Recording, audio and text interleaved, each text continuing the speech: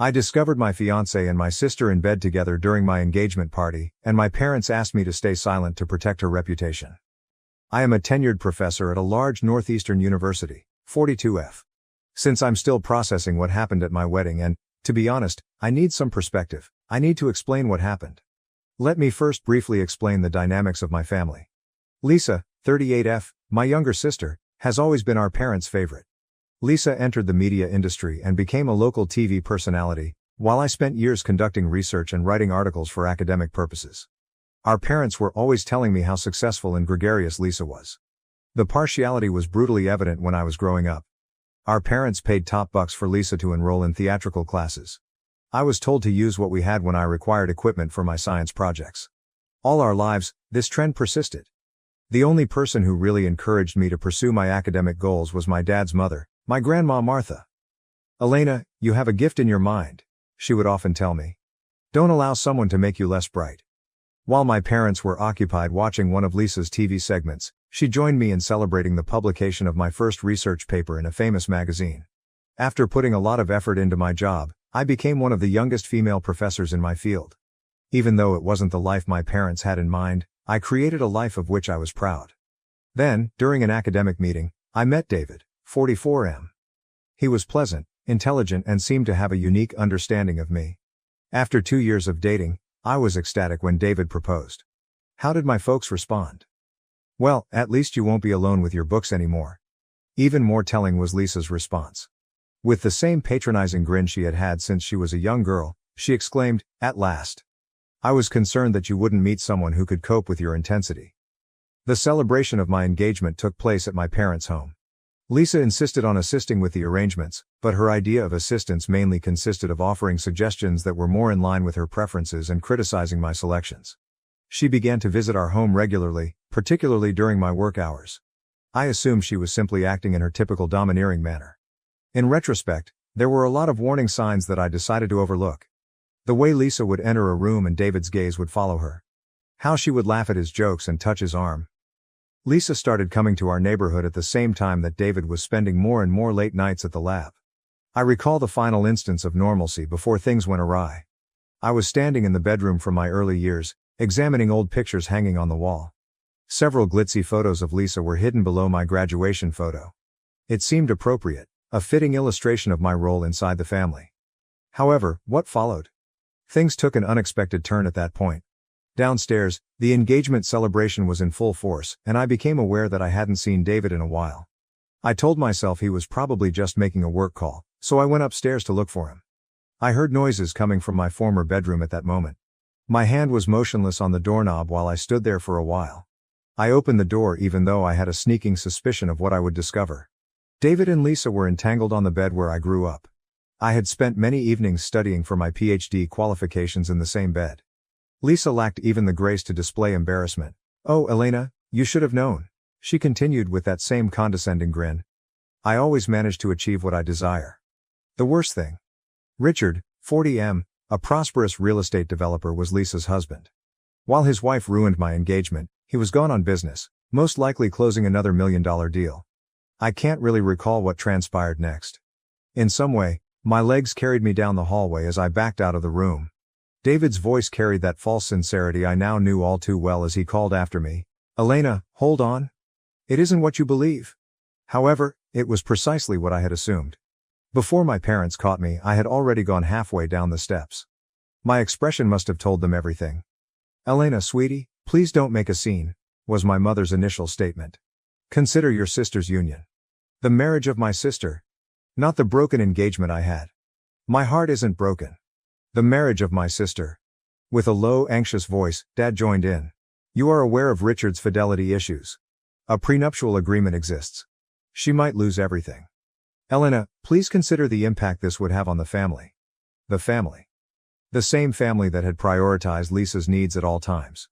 The same family that had disregarded my accomplishments, disparaged my decisions, and now demanded that I shield their golden kid from the repercussions of her own behavior. I passed them and entered the crowded gathering. When I walked in, the room fell silent. They must have noticed something in my face. David came up the stairs, buttoning his shirt hurriedly. Her flawless makeup was a little smudged a few moments later. My voice was unusually steady as I continued. I apologize, but the engagement is off. I have to go, but please enjoy the food and beverages. Whispers and gasps began instantly. Behind me, I could hear my mother's shoes clicking quickly on the floor, but I continued. I went outside to my car after grabbing my keys. David was beckoning me, demanding an opportunity to clarify. Mom was crying for commitment to the family. Lisa watched from the doorway with the same angry smile, strangely mute. I packed up everything that belonged to David, including his priceless collection of rare scientific papers, books, and clothes, and drove directly home. Everything was placed in boxes. After renting a storage container and dropping off his items, I sent him the address and code to get entry. I then blocked all of his social media accounts, his email, and his phone number. My relatives began sending me messages right away, including guilt trips about how this would ruin Lisa's marriage, pleas to stay quiet about what had happened, and cautions about family loyalty. I also blocked their numbers. I came to a realization that evening while I was sitting by myself in my partially vacant flat. This was more than merely David's treachery. This was the result of my family always picking Lisa over me. I had finally had enough of them choosing her happiness above mine. I inhaled deeply, made a glass of wine for myself, and started methodically clearing out their contact details from my phone. Every time I deleted something, I felt lighter. I was choosing myself for the first time in my life. I put myself into my work after that night. My haven was the university. I worked in the lab for several hours as my research team worked on a molecular biology breakthrough project. Despite noticing my alteration, my co-workers were gracious enough to keep their distance. Richard, the husband of Lisa, arrived at my workplace 3 weeks following the engagement celebration. His normally spotless suit was a little rumpled, and he appeared exhausted. Simply put, I need to know everything, he said. I was honest with him. He grabbed the armrest of his chair and listened in quiet, his knuckles white. After I was done, he got up, fixed his tie and remarked, "I appreciate your candor. You have at least one family member who respects the truth." Then he went away. My parents' efforts to get in touch with me grew more urgent. Voicemails about mending the family were left by Mom. Dad emailed about forgiving others and moving on. It was surprised that Lisa remained completely silent on the radio. My grandma later told me that Richard was divorcing them and had left their home. My pillar of support throughout this period was my grandmother Martha. She would sit with me, share stories about her personal challenges, and bring home cooked meals. It was her opinion that the family you choose is more important than the family you're born into. I was resolved to turn my suffering into something useful. So I concentrated on drafting my next research article. One of the best journals in my profession approved the work. A professor at another university sent me a congrats email the day it was published. Michael, 45M, was his name, and he was an expert in research facility architecture. Michael's email was kind but professional. He remarked that he had read my earlier work and that our departments might work together. I was drawn to his writing style because it demonstrated more than simply professional etiquette. There was a sincere interest in the science. We started a communication regarding the relationship between research efficiency and laboratory design once I replied. Over time, our emails grew longer and more intimate. He talked about how his own family had helped him pursue his unusual career path of integrating scientific study with building. I really ran into him one day when I was buying coffee at the school cafe. I spilt my coffee all over his white shirt while he was at our university for a conference. As I assisted him in cleaning up, Michael grinned and commented, "Well, this is quite different from our email conversations," rather than being upset. He asked if he could get me a coffee substitute. I paused. I had vowed to never date again after David, especially in academic settings. However, Michael was different in some way. Perhaps it was the way his eyelids wrinkled when he grinned or the fact that he made no effort to impress me with his academic background. Observing my hesitancy, he laughed, "I promise I'm not a serial killer. Just a clumsy architect who'd like to replace your coffee and maybe hear more about your latest research in person." "Just coffee," I firmly stated. For the first time in months, I felt at ease as we sat and chatted. David was not like Michael at all. When I told him about my work, he listened. Really listened. With refreshing candor, he told tales of his own endeavors, triumphs and setbacks. He asked if he might see me again before heading out to his next conference session. To my astonishment, I said yes. I sat in my office that night and gazed out over the campus. I felt hope, something I hadn't felt in a long time, when the quad was covered in long shadows from the sinking sun. Not only for a possible romance, but also for the chance to create a life that was really mine, free from Lisa's persistent influence and my family's expectations. My mother texted me, "Lisa is having a hard time. And my phone chimed. Richard is acting irrationally. She requires her sister. I took a good look at the mail before deleting it without replying. After being torched, certain bridges ought to remain burned. Rather, I opened my email and started composing a letter to Michael regarding a joint study project I was considering. I grinned as I typed, recalling how his eyes had brightened when we talked about the possibilities of multidisciplinary study. Perhaps, just possibly, this was the start of something genuine.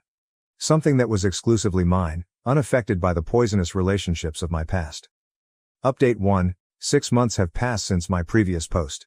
Regarding Michael, the architect I actually ran into at the campus cafe, many of you requested an update. That coffee date ended up into something I never would have imagined. Following our first meeting, we began discussing our joint study project over video calls.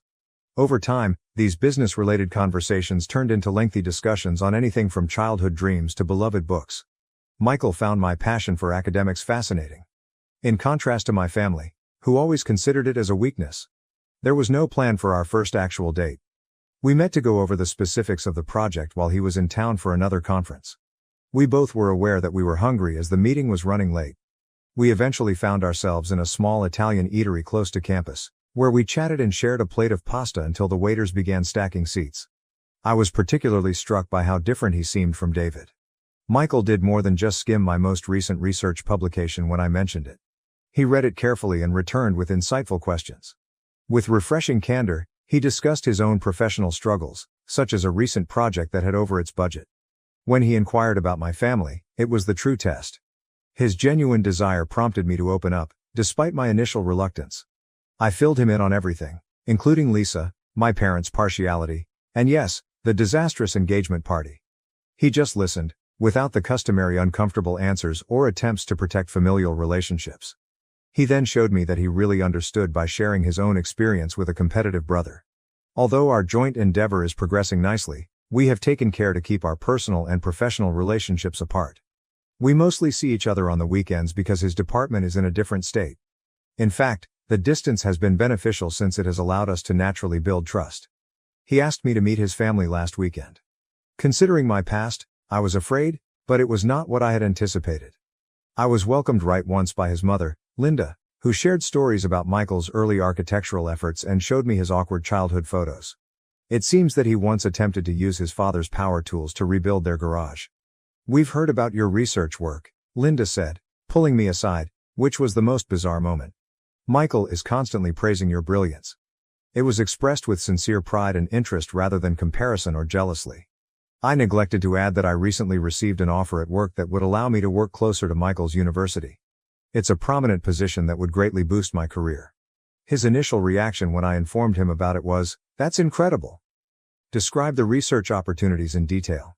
I was ecstatic with my accomplishment and said nothing about what it meant for us. I still haven't agreed to the job. I'm hesitant to make significant life adjustments for a romance after everything that happened with my family and David. However, knowing that Michael would be there for me no matter what, I feel for the first time that I can base this choice on what's best for my career. Last week, my grandmother Martha met him and approved of him. Simply, he sees you, she said. Not who he wants you to be, but who you are. It has been quiet to be honest, and I haven't heard from Lisa or my parents in months. Healing sometimes entails letting go of those who don't value you, even if they are family. Update 2. My last update regarding Michael was 3 months ago. I want to share this with the group who helped me get through my worst moments since a lot has transpired. I agreed to work at the university close to Michael's. The change was welcomed by my research team, and we have established a method for remote communication. The main reason the transfer has gone smoothly is that I took my time and properly planned everything. Last weekend the most significant change occurred. I was in Michael's kitchen preparing dinner with him. Instead of the butter I expected, he was holding a little box when he turned back to retrieve something from the refrigerator. He didn't get down on one knee or give a long speech. "You know how we've been talking about combining lab design with research efficiency," he added instead. "Well, I've also been considering merging our lives. What are your thoughts?" The ring was very different from the gaudy one David had given me. It was exquisite and simple. Michael's following statement, "I know your work is important to you," truly touched me. A matching desk lamp is included with the ring for use during late-night research sessions. "Yes," I said, simultaneously crying and laughing. We are invited to an engagement celebration by Michael's parents. Regarding it, Linda has been really kind, often asking if I'm okay with the plans. Michael immediately offered that we forgo the party entirely when I hesitated. However, we're having a small gathering. Just close friends and family, because I don't want my past to control my future. Richard, the ex-husband of my former sister, sent me an unexpected email. He said he's doing well with his new companion and praised me. He appears content now that the divorce is official.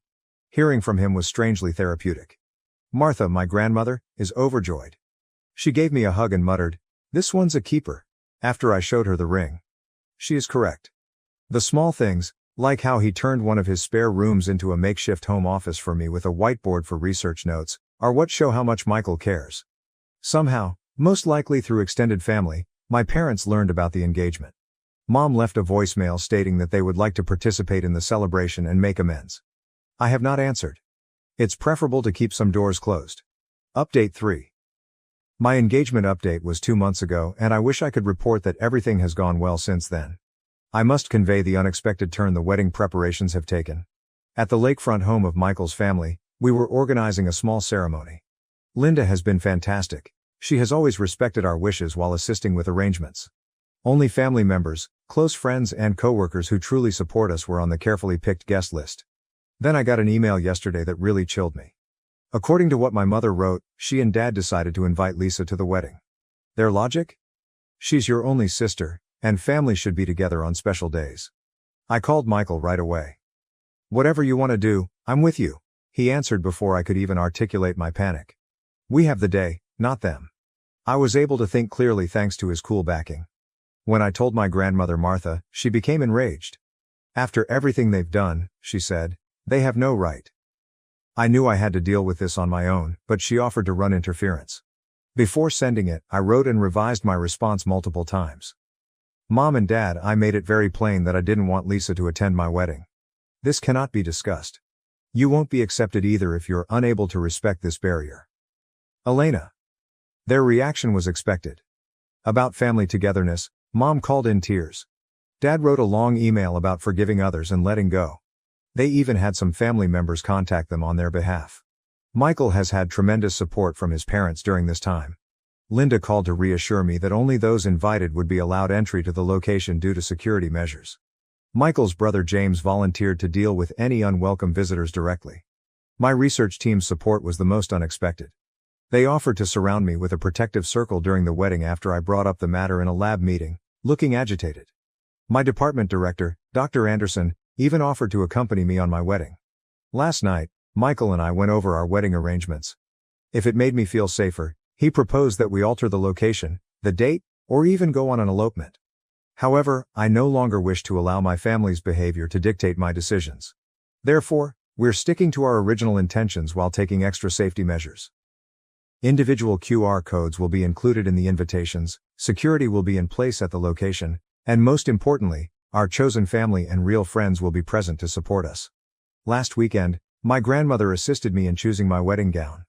She said something that made me cry as I stood in front of the mirror. "Dear, you're gleaming. Because you're at last free to be who you are, not because of the outfit. Though I'm more resilient than I was previously, I'm still anxious about what Lisa might try.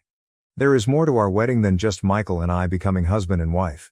It's about choosing genuine love over poisonous familial relationships, happiness over drama, and tranquility over upheaval." Update 4. It took place. Lisa appeared to my wedding wearing an outfit that looked to be meant to attract attention and was obviously pregnant, despite all of our safety procedures and security measures. She had somehow entered through a service entrance thanks to our parents. Linda hurried in with a pale face when I was in the wedding room. "I'm very sorry, Elena," she was brought by them. "Your mother made a fuss about not excluding an expectant woman when we attempted to stop them. She didn't have to complete." My parents had already put Lisa in the front row, but Michael sent his brother James to deal with the problem right away. I felt sick to my stomach when I saw the same smug expression on her face that I had witnessed at my engagement party with David. I inhaled deeply and turned to face the mirror. My wrist was adorned with a handcrafted bracelet fashioned by my research team, the exquisite clothing grandmother Martha had assisted me in selecting, and Michael's first present to me, a lovely necklace including a little microscope pendant. "What do you want to do?" When I called Michael, he inquired. "They can still be taken out, or we can put it off. I support you no matter what you decide." I realized then that I had allowed them to dictate my happiness all my life. Not today. We're getting married, I stated confidently. They can stay, but I'm done letting them write my story. The ceremony got underway. Dr. Anderson, the director of my department, escorted me down the aisle with pride. Everything else vanished when I saw Michael waiting for me with love and compassion in his eyes. We exchanged vows that we had written ourselves. Everyone laughed when Michael pledged to constantly support my scientific endeavors, adding, even if it means converting more rooms into lab space. From peer reviews to late-night science talks, I vowed to be his partner in everything. The reception followed. I believed I was ready for anything, but I was surprised by what transpired next. Lisa pretended to be the maid of honor and got to her feet, holding a glass of champagne. She began by describing how she had saved me from making terrible mistakes, and how she was always looking out for her big sister. Beneath the table, I felt Michael's fingers clasp mine. I noticed my research team stiffening up, poised to step in. Linda was getting up from her chair a little. However, for the first time in my life, I was able to fight my own fights without assistance. Calmly and professionally, as I would have addressed a lecture hall, I stood up, holding my own glass. I think it's time for the bride to make a toast of her own, I replied. What came next? Well, that merits an update of its own.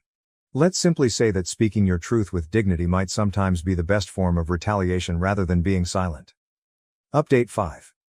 Here is what transpired when I made my toast after my previous update regarding Lisa attending my wedding. As I stood there, staring at my sister's arrogant face, I experienced an odd feeling of peace. I'd been lecturing academically for years, so I knew how to control a room. I started by saying, for those who don't know me well, I'm a scientist. We work with truth and facts. So allow me to share some family-related truths. There was a silence in the room. My sister, who was married at the time, was in bed with my then-fiancé 3 years ago. My parents were more concerned with preserving Lisa's reputation than with my wounded heart when I found them. At last, Lisa's smile wavered. Tom, her husband, whom she had brought as a sign of family unity, suddenly got to his feet.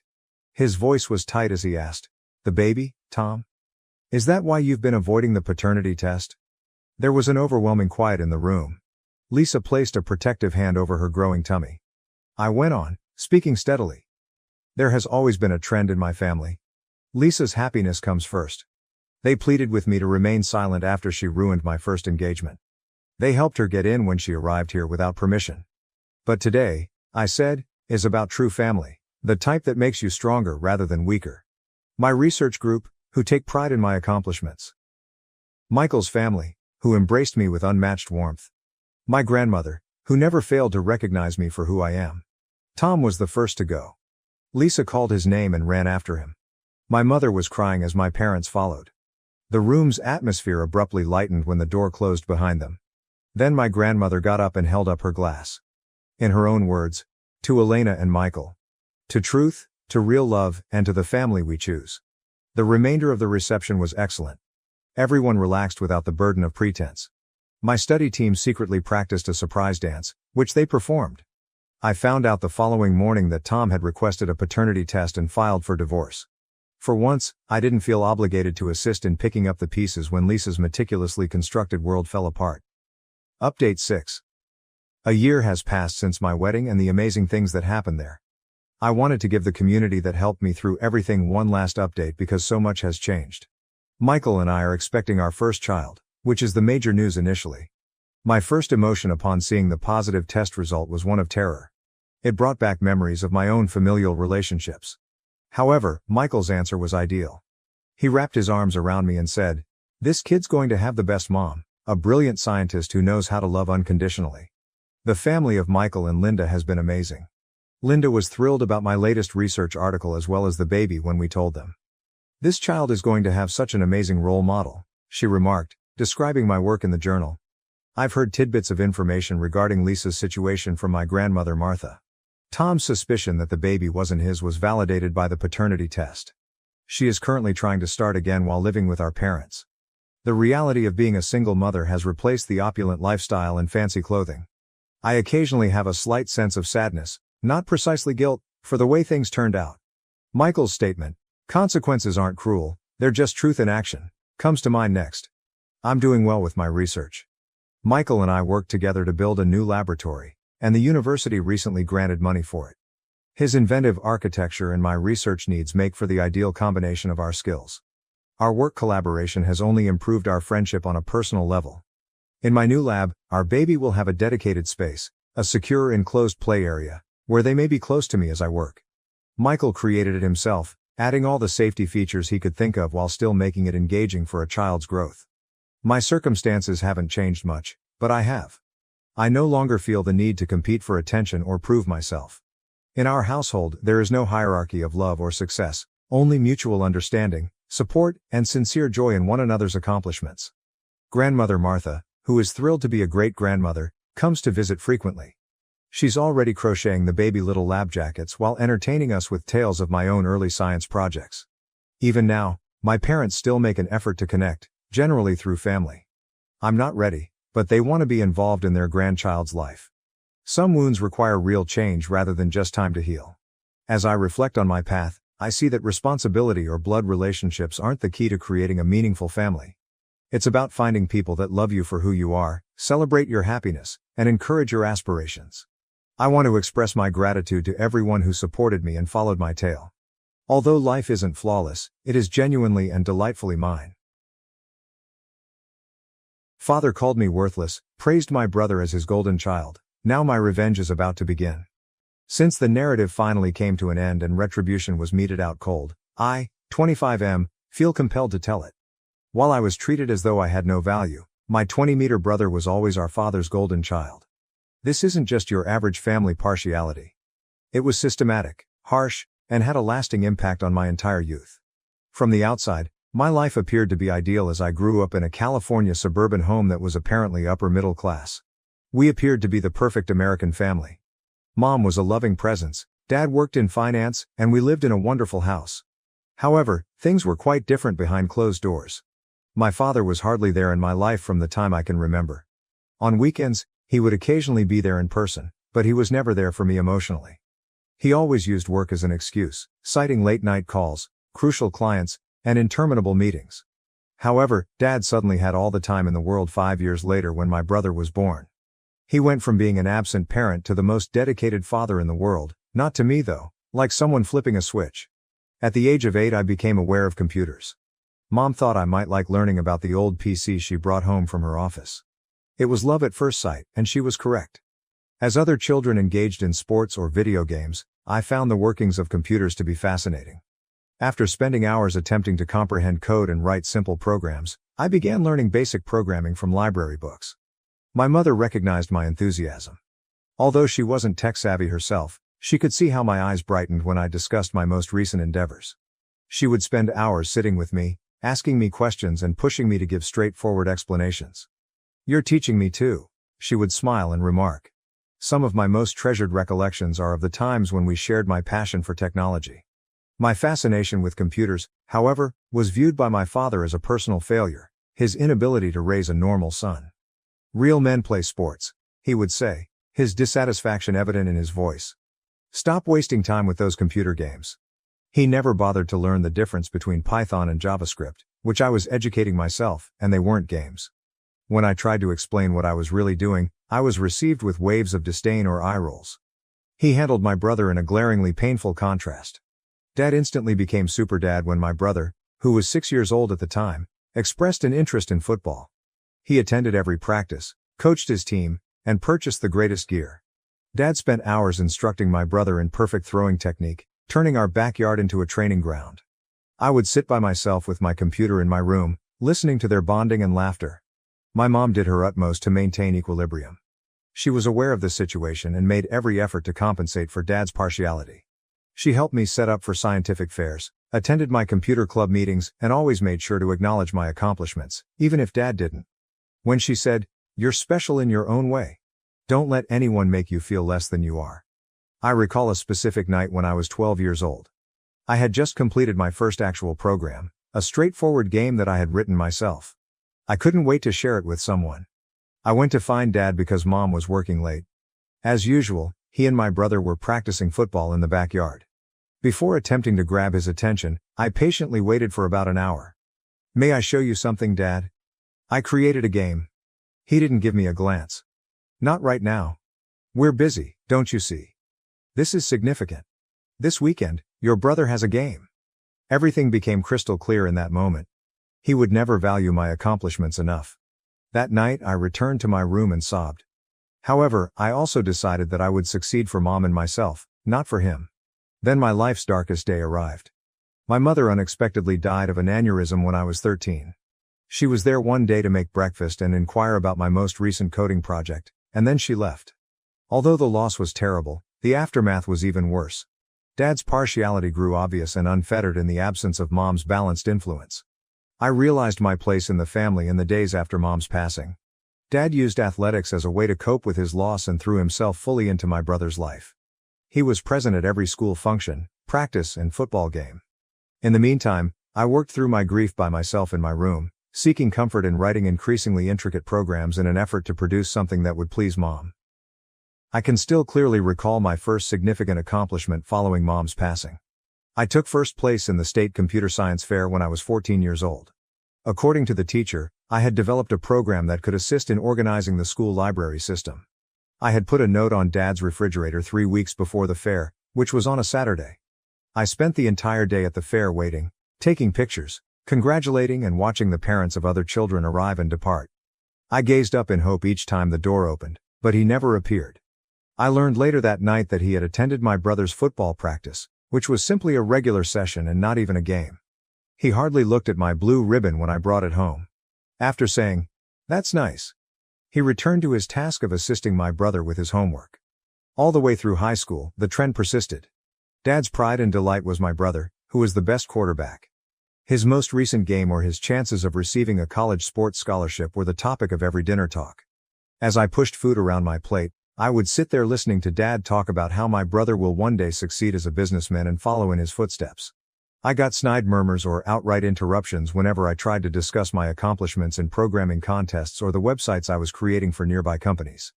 Dad would respond, "That's enough about computers," and then return the focus to my brother's most recent touchdown. I developed the ability to keep my head down, concentrate on my task, and make plans for the future. I was aware that I would need to set my own terms for success.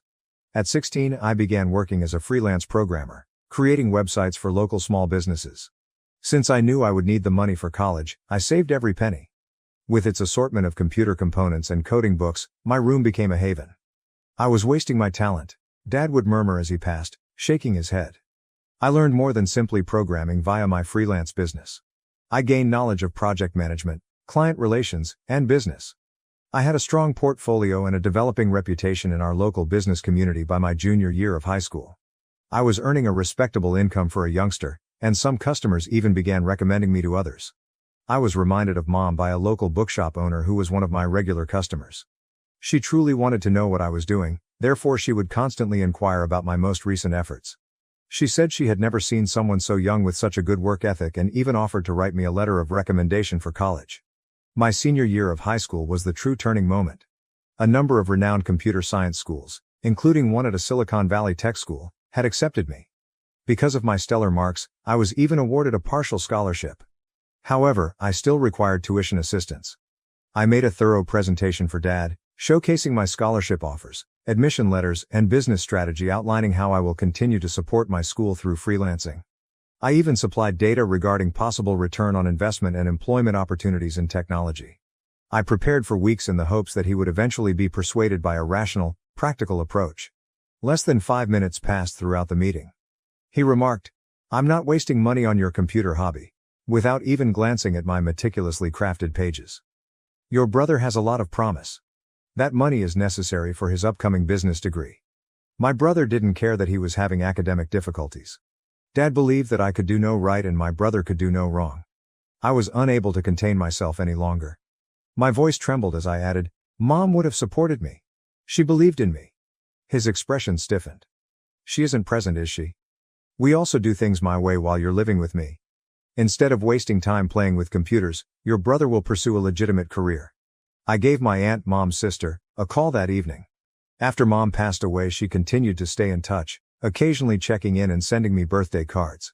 She remained silent for a while after I explained what had happened. "Your mother would be very proud of you," she continued. "I'll see what I can accomplish." My aunt didn't have much money. Although she was a high school teacher, she ended up being my savior. She offered to contribute as much of her savings as she could.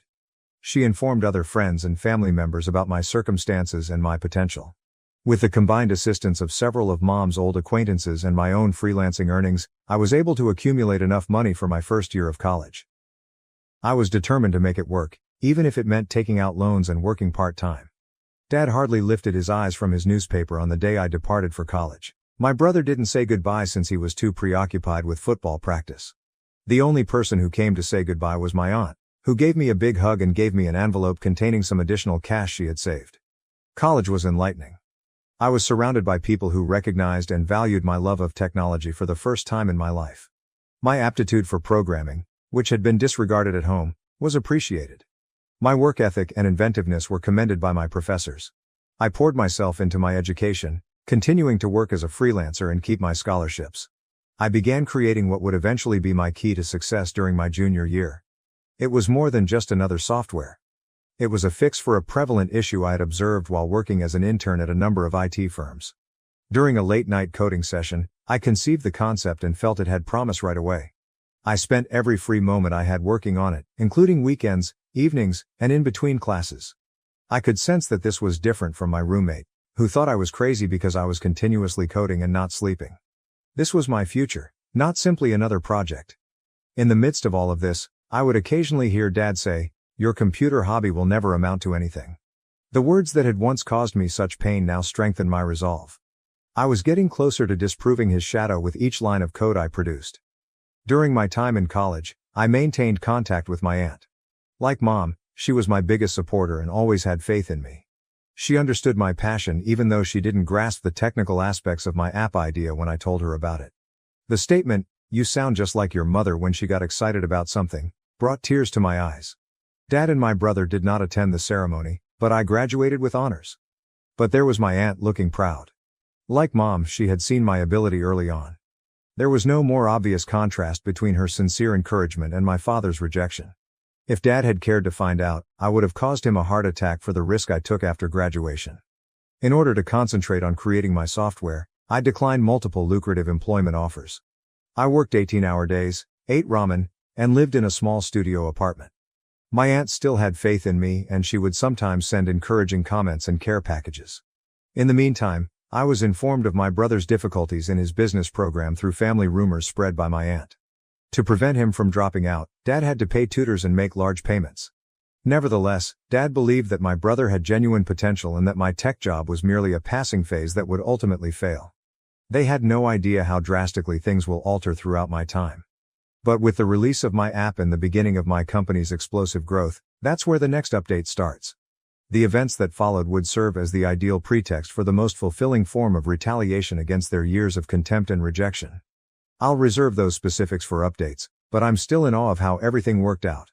Karma, let's say, has a way of coming full circle, and sometimes the best form of retaliation is enormous success, particularly if you can use that success to impart some very specific lessons to those who questioned you. The upcoming update will describe how Dad's golden child's true potential resulted in a completely different outcome and how my useless computer pastime became a multi-million-dollar business. Keep an eye out. I continue to smile at the satisfaction of what transpired afterward. Update 1. Since my last post, it's been quite the journey. Many of you requested information about how my app really took off, so here is the whole tale of how my useless pastime became a multi-million-dollar business. I found the cheapest apartment in Silicon Valley after graduating, which was just a cupboard with a bathroom. The location was important, but the rent still consumed the majority of my savings. I needed to be in the center of things, where possible partners and investors might meet for coffee. It was a harsh first 3 months. I spent 18 to 20 hours a day coding while subsisting on energy drinks and quick noodles. I began my app in college as a way to streamline corporate communication systems, which I found to be a major hassle when working as an intern. However, it was a very different task to transform a functional prototype into a product that was ready for the market. The root of my breakthrough was unexpected. One morning, as I was taking a break from my part-time job as a barista to pay my rent, a man in a suit saw me coding. When he inquired what I was working on, I chose to give him my elevator pitch rather than my typical evasive response. As it happens, he was working as a project manager for a large tech business, handling the very type of communication problems that my program was intended to address. He offered to use his team to beta test my app for 6 weeks. I received practical input from real users. Although there were bugs, UI problems, and features that needed to be adjusted, the app's fundamental operation was sound. Above all, the team adored it. Even after the beta test was over, they began utilizing it for all of their projects. As soon as word got out, other teams in the organization wanted to use it as well. Their head of innovation, who was considering investing, was introduced to me by the project manager. However, they were hoping for more. More features, more refinement, more evidence that this was scalable. For 2 weeks straight, I worked nonstop to create new features and integrate all of the comments.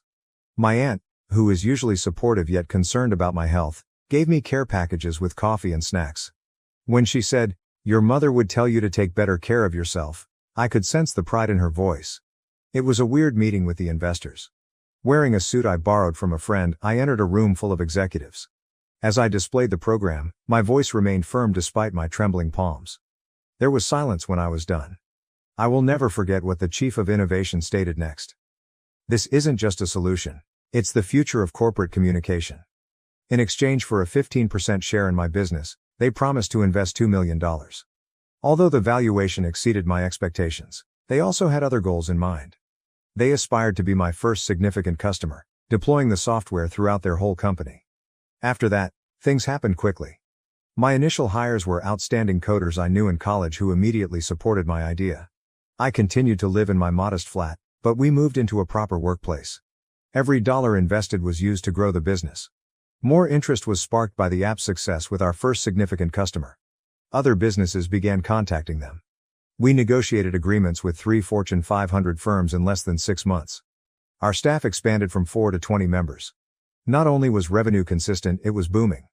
We conducted a second funding round a year following the initial investment. At a $100 million valuation, we raised $15 million this time. The app my father had rejected was now a major force in business software. When I informed my aunt the numbers, she started crying. She then revealed to me something I was unaware of. 6 months prior, she had visited my father in an attempt to persuade him to make amends. "He just got lucky," was his reply. "It won't endure." However, it did endure. Indeed, it continued to expand. We continued to solve larger challenges, develop new products, and innovate. Prominent tech journals began to write about us. I received invitations to give talks at conferences. My name was well known in the industry. The finest aspect. I never once contacted my brother or father despite all of this prosperity. I kept my distance from them, concentrating on creating something worthwhile rather than disproving them, even if they could see my accomplishment in the news, on tech websites, and in trade publications. That tactic proved to be ideal as the subsequent events, which I will discuss in the upcoming update, demonstrate the precise nature of karma. Let's just say that my father's confidence in his business sense and the golden child's true ability were going to be put to the test in a way they never anticipated. You'll want to know how my brother's promised economic success worked out and what transpired when they finally had to confront the truth about how they had treated me in the past. Update 2. Since my last update, things have drastically changed. Do you recall my father's constant insistence that my brother had genuine commercial potential? That story simply blew up in a big way, and I was right there in the thick of it. I found out through business contacts that my brother, with Dad's support, had launched a chain of upscale sports bars. The idea was straightforward: upscale locations where business leaders could enjoy elegant game viewing. In order to finance this sure thing, Dad had to liquidate a sizable amount of his retirement fund. He was confident that my brother's innate financial acumen would ensure its success. My brother's total inexperience in restaurant management, he had never even had a service position, should have been the first warning sign. That was beneath him, Dad had always claimed. Rather, he appointed managers who were none of his former football friends and had no relevant experience.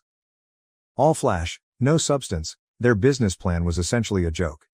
They utterly neglected fundamentals like inventory control and employee training while spending outrageous sums on ostentatious settings and extravagant decorations. My brother's conviction that wealthy people would pay anything served as justification for the exorbitant charges. After observing their operation, one of my developers, who was formerly employed in restaurant technology, declared it to be a disaster waiting to happen. Their inventory management was essentially non-existent. Their point-of-sale system was antiquated, and their staff turnover was skyrocketing as a result of poor management. From day one, the first location lost money. My brother persuaded Dad to create a second location, claiming that they only needed to scale up to be profitable, rather than tackling the underlying problems. Dad took out loans to make it happen because he still had faith in his golden child's unfailing business acumen. The violations of the health code followed. It turns out that things go awry when you assign inexperienced friends to handle the meal service. Both sites received numerous citations. A critical article published by the local restaurant review blog went viral in the business world, which is precisely the audience they were aiming for. The actual kicker: my brother had been manipulating the figures to keep Dad from knowing how much they had lost. They discovered that each store was losing more than $50,000 a month. Due to subpar service and negative evaluations, their upscale clientele had vanished. My business, meantime, was doing very well. We had recently signed an agreement with a large chain of restaurants to use our management software throughout all of their locations. This software may have avoided many of my brother's business blunders. I didn't miss the irony. Dad had invested almost all of his retirement money in my brother's failing business. When the second location failed even more quickly than the first, he had to take out loans. They had enormous debt and no means of repaying it. My aunt informed me that Dad had to list his house for sale. After his reputation in the local business community was ruined, my brother returned home. He was unable to escape the fact that he was incompetent after all those years of being the golden child with innate commercial acumen. This is where things become fascinating though. Guess who had the chance to purchase the debt bundle that was sold to a collection agency? My company. That is correct. The universe can be funny sometimes, but this isn't how I had planned it. I haven't taken any action yet. I'm reserving that for later. My aunt recently told me that they're going to swallow their pride and seek my assistance, which is something they have never done before. You won't want to miss the story's conclusion, which will be revealed in the upcoming update. All those years of being the worthless son had, let's say, prepared the final scene. You don't always need to aggressively seek retribution. Sometimes the best course of action is to just stand back and let others deal with the fallout from their own choices. In Update 3, everything will come full circle in the most fulfilling way imaginable. Update 3. It's better than I could have ever scripted, and this is the last update. My brother and father finally arrived at my workplace yesterday without any prior notice or appointment. They simply showed up, seeming totally out of place in our contemporary computer environment. At first, they didn't recognize me. Since they last saw me, I've changed. Being successful has a way of altering your personality. My assistant messaged me while I was in the middle of a virtual meeting, saying, "2 men are demanding to see you. They say they're family." As I concluded my meeting, I made them wait in the foyer for 45 minutes.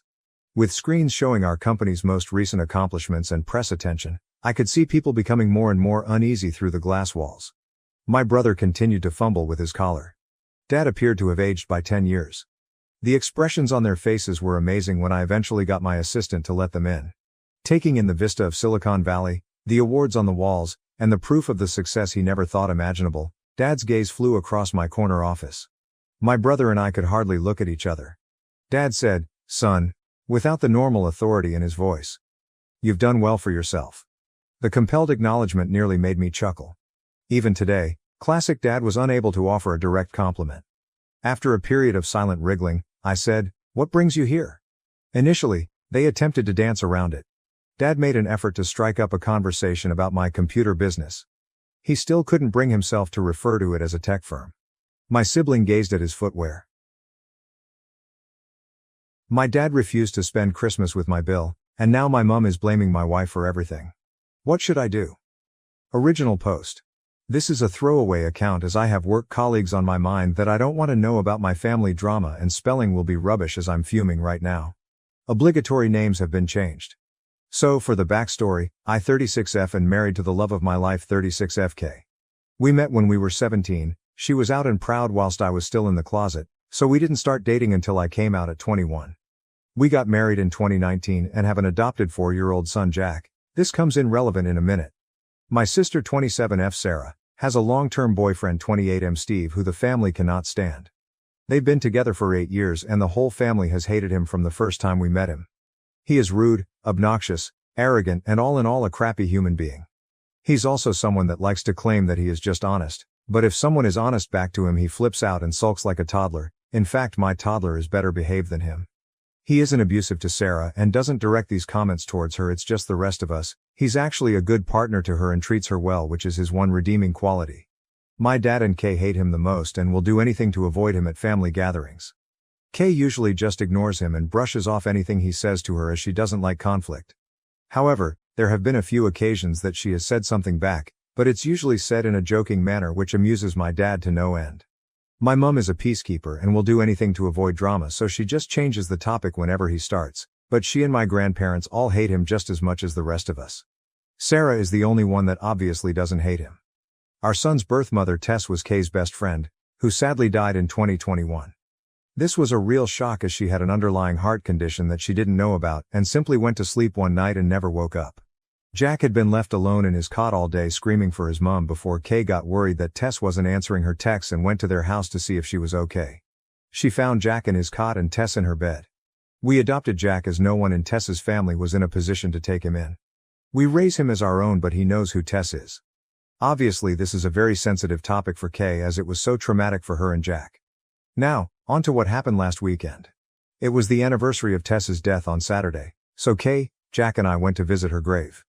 Kay is always quiet after going to see her, and this time of year is especially hard for her. On Sunday we had a family gathering at my parents' house. These happen every couple of months as just a catch-up for everyone. At first nothing was out of the ordinary. Kay and my dad were off to the side talking as usual, only I could see that Kay was obviously struggling, so my dad and her went for a walk so she could clear her head. This is something they have done before, so nothing too unusual. However, Steve had an issue with this and asked why they had left and why he wasn't invited to walk with them. I explained that Tess and Kay just needed a minute. This wasn't good enough for Steve though, and he said she should have gotten over it by now. At this my granddad, who is naturally a very quiet guy, said that his best friend had died over 20 years ago and he still had days where he missed him so much it hurt. You don't just get over something like that. Steve shut at that. Kay and my dad got back and she was in a much better mood. We all sat down at the table for our late lunch and started chatting. Everything was fine at first until Steve started trying to butt into Kay's conversation with my granddad. When it was obvious that they weren't going to include him, he very loudly stated, "This is bullshit. She's getting all the attention of everyone because her friend died 3 fucking years ago. Get over it for fuck's sake, we're all sick of hearing about it." The whole table went silent and I took one look at Kay and knew she was about to go off on Steve.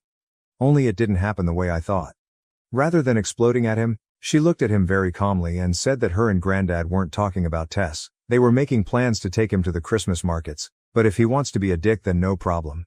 She then went on to say to him that everyone in the family hates him because he's a toxic narcissistic fuckwad. That whenever he can't come to a family gathering the whole family is much happier. That there is a reason he has no friends and that his own family can't stand to be around him. That reason is that he's rotten from the inside out and that Tess may have only been on this planet for 32 years, but she made a bigger impact on people that he would have if he lived until he was 150. That her funeral was rammed with people because she was so loved, whereas he'd be lucky if anyone other than Sarah was at his. After that, she got up and went to the back garden and I followed her. A few minutes later my dad came out and said that he'd told Sarah and Steve to leave. We went back inside and Kay apologized to everyone and said she should have just kept her mouth shut. Everyone other than my mum told her what she had done was right and it was about time someone told him. My dad then found it hilarious that a lesbian had been the one to tell him straight, which lightened the mood a lot. We spent the rest of the afternoon there before going to pick Jack up from Kay's mom's house as she had had him overnight on Saturday for us. The reason I'm making this post is that yesterday I got a call from Sarah saying that she and Steve wanted an apology from Kay or they weren't going to Christmas. When I reminded her that we wouldn't be at Christmas either as it is our year to spend it with Kay's mom so it made no difference to us, she got really upset saying that she wanted an apology because Kay was way out of line. I said she wasn't and that I wouldn't even contemplate asking her to apologize because I agreed with everything she said and so did everyone else there. She ended the call and I just went back to work. Then today my dad called me and asked if Kay's mom would mind a few more for Christmas as he was refusing to spend it with Steve so he and my granddad needed someone else to go. Apparently after Sarah had called me she called mum and started ranting and my mum had told my dad to get Kay to apologize, which he said no to and they had an argument and my dad has now decided that he's done with Steve even if that affects his relationship with Sarah. He's not having it anymore. My mum wants Sarah there, and she won't go without Steve so my dad is going somewhere else and my granddad agreed with him. I texted Kay's mum and she said they were welcome so now my mum is furious and saying that my dad and Kay are ripping the family apart. So basically this has turned into a shit show. Kay has said she will apologize if I want her to, just to keep the peace but I've told her no way. Everything she said was true. I just don't know where to go from here and the people in my life all hate Steve so much that Kay could have physically attacked him and they would all still think she is in the right. So that's why I'm asking internet strangers who might have had to deal with difficult family members. What can we do to get into a place where we can be around each other amicably? I'm struggling to see a way right now. Wow, didn't realize how long this got until I went to post it. Sorry about that. Some of OOP's comments. Commenter. For things to be peaceful, both parties need to want it. Kay did nothing wrong. I wouldn't ever spend another moment with Steve. I would let Sarah know I love her and will see her anytime, anywhere, but I'll never see Steve again. If you have one guest that basically wants to shit on the holiday table, there's no path forward with them. OOP. If it was just Sarah upset, then I wouldn't care, but it's my mom.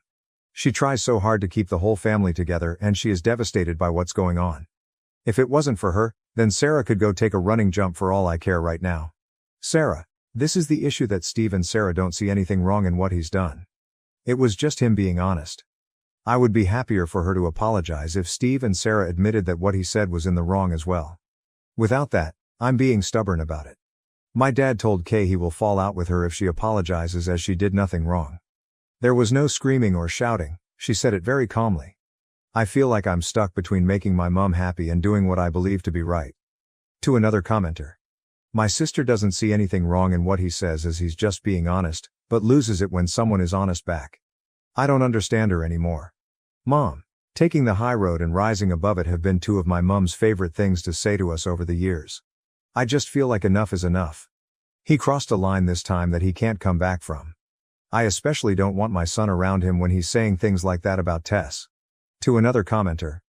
If I hear my mom say take the high road one more time, I'm gonna scream. I'm sick of the high road. I've been on it for 8 years. I'm happy on the low road now. Later that day. OOP. Well, I've just found out that my granny and pa, my mom's parents, are going to my uncle's for Christmas and Steve is not invited, so it looks like it's going to be just Mom, Sarah and Steve for Christmas this year. How OOP feels about that? Vindicated, as my mom is like her parents, they're all peacekeepers, and if ever they have had enough, then it just shows that he's not just stepped over the line, he's ran right past it. Mom. Kay's mom has already told her that if she changes her mind, then she is welcome at her house. Even if it's Christmas morning, she is more than welcome. Obviously Steve and Sarah aren't invited at all, but it's good that my mom has the option at least. Later reflection. I have realized that he has been trying to target Kay and my dad's relationship, as they're very close. They have traveled all over the country visiting class car shows together, which Steve has tried to get in on, but he doesn't know anything about cars, so there's no point in him going even if they did like him. I actually think he's been trying to push Kay and I out of the family so that he gets my dad to himself, even though my dad can't stand him. Update post. Hi, I know how much this community loves an update, so I thought I would give you one, as things seem to be sorting themselves out, kind of. After I wrote my last post, a few things happened in the next couple of hours. First thing was that I spoke to my grandparents on my mom's side. They were there when this all happened, but they're like my mom and just constantly try to keep the peace. That's where she gets it from. They were supposed to be spending Christmas with my mom this year, but had changed their minds and decided to spend it with my uncle instead. They have made the decision to not be around Steve either, as he causes too much drama. They asked if they could come and see us and Jack on the 23rd before they head off to my uncle's, which I happily agreed to. This really surprised me and it outright shocked my mom, as like I said, they are the biggest take the high road type people I've ever met, but even they'd had enough. The next thing that happened was my dad called to let me know that Steve and Sarah had now decided that they want Kay to make a public apology in front of the whole family and admit she was lying and that the family loves Steve. He was laughing as he told me this and called them delusional, so any small chance of a superficial apology went out the window. The third thing that happened was Jack getting home from the after-school club with a recorder that I'm sorely tempted to shove up the teacher's backside. So all in all, it wasn't a great day. Through talking to people on here, I also realized that Steve has been trying to push Kay and I out of the family. Organizing trips that he knows we would be able to go on. We wouldn't have gone on them anyway, as a weekend away with him sounds worse than a paper cut to the eyeball, and him constantly trying to get my dad away from Kay whenever we are all together. I think this is because he is jealous of Kay and Dad's relationship, as they're very close and go on trips to classic car shows several times a year together, usually with my granddad as well. Anyway, things went quiet for a few days until the weekend. Our town has a big Christmas fair that runs from November through December, and we always go to it with Mom, Dad, Granddad, and Kay's mom. We decided to cheer my mom up a bit to go on Sunday and then out for dinner after. My mom was told that if Sarah or Steve showed up then we would all leave, and she promised they wouldn't be there. Things were a bit awkward at first, but settled after a while. At one point Jack got my mum and dad to take him on the giant snow slide, and as my mum walked back over to us she had tears in her eyes. I pulled her to one side to see what was going on, and she said that whilst waiting in line, Jack had said he was happy Uncle Steve wasn't here. When my mum asked why, he said that Uncle Steve was a bad man. My mum tried to say that he wasn't, but in typical stubborn 4-year-old fashion, he had argued and said he learned in school that people who say mean things all the time are bad people, and Uncle Steve said mean things all the time, so he was a bad man and that he didn't like him. There had been a case of bullying in his class a few weeks ago, and the teacher had done a lesson on how wrong bullying is, so I think that's where this came from. This finally broke through to my mum.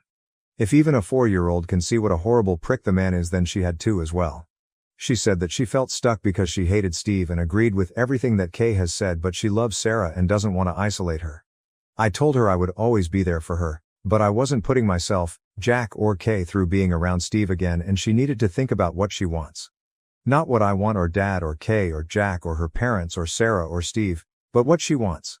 She went quiet and then said that Kay's mum had told her she was welcome at hers for Christmas if she wanted to, and that she could decide on Christmas Day if she wanted. Kay's mum would save her a plate. We went back to the group, and a little while later I saw Mum and Kay's mum having a deep discussion whilst walking behind us. Neither will say what they talked about, but Mum seemed a bit happier after their talk. They have also been talking since, as yesterday my mum told me that she will be coming to Kay's mum's for Christmas, and they've been talking about going shopping together next week.